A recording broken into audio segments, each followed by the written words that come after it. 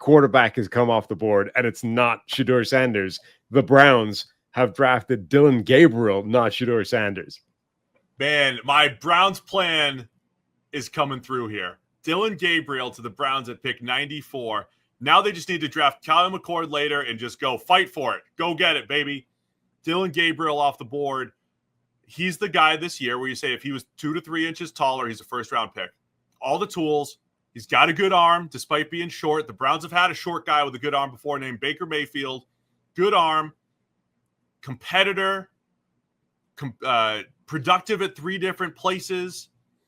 Deep ball accuracy. Zip.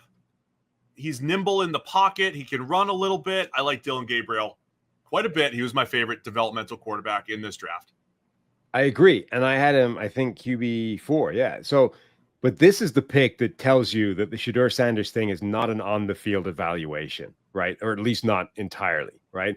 Because if you are upset or worried or concerned by the marginal abilities, physical tools relative to everything that Shedeur Sanders has, you're not drafting Dylan Gabriel. Now, I'm not saying he has no physical tools. Oh, I disagree. He's got a much better arm. Gabriel has better tools, and he's quicker in the pocket. Like, go ahead, finish your thought. He's got a better arm than Shedeur Sanders, but he doesn't tick the physical tools boxes that you want when you are finding a quarterback lower in the draft or anywhere in the draft. He's not the physical tool profile you're looking for. He's got a good arm. He is relatively mobile, but he's short. He's stocky. He's a different type of quarterback. I like him, but he's a guy that's like, he projects as a backup that might actually end up becoming a starter down the line, right? I can definitely see a world where he defies the odds and become a starter. But in nobody's world is he a better prospect than Shedeur. Well, apparently he is, Sam. I mean, look, here's what popped for me on Gabriel. Apparently, like, again, as an on-the-field prospect, like, this is why I'm saying this is not an on-the-field I think Gabriel that's causing this. Gabriel has better tools than Shedeur Sanders. I watched Shedeur. Now, look, I ranked Shedeur Sanders higher than Dylan Gabriel. Let's start with that. But one of the reasons why Gabriel popped while I was watching him is I watched Shedeur and I watched Dart and then I watched Gabriel.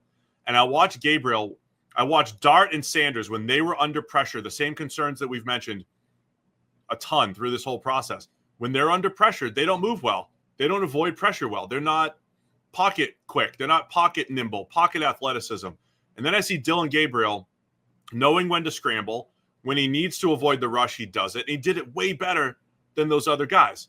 So I think that tool he does extremely well. And then again, I think he zips the seam, throws the ball down the field really well, zips the deep out, does all those things really well, throws a nice deep ball.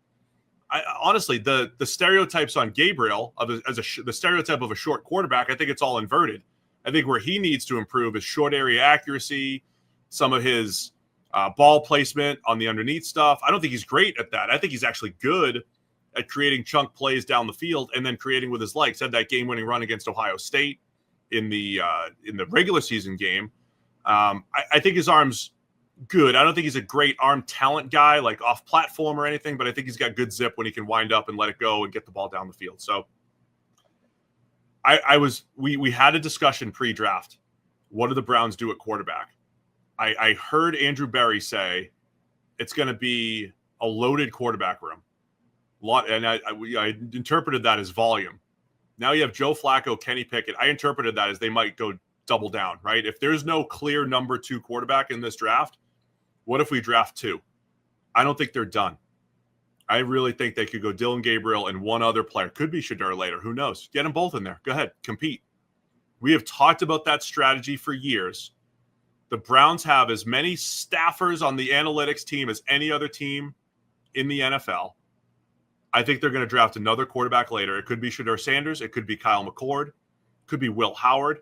And they're just going to try it. And if those guys don't work in year 1, they'll draft somebody next year. That's how they're going to try to solve this situation. And with all the extra draft picks that they've picked up now, they have the extra ammo to kind of play around with that. That's where they are. Yeah, I mean, it makes a ton of sense if once they get to this point, they've decided they're not taking a quarterback at the top of the draft. They parlayed the Travis Hunter pick into multiple extra picks, and then they're able to come back and grab a guy like Dylan Gabriel, who of this group of backup type quarterbacks, now this is before Shedeur Sanders ended up in this range, but of the backup developmental quarterback group, I do think Dylan Gabriel is the most underrated of that group. You know, Jalen Milroe is in that category as well, but he was going to be coveted more because he's big, strong, fast. Like, the athletic tools are extremely good. Gabriel's the guy that was going to get slept on a bit because he's smaller, because he's a shorter, stockier quarterback, but he's got an arm, he's got athleticism, he's got really good play under his belt.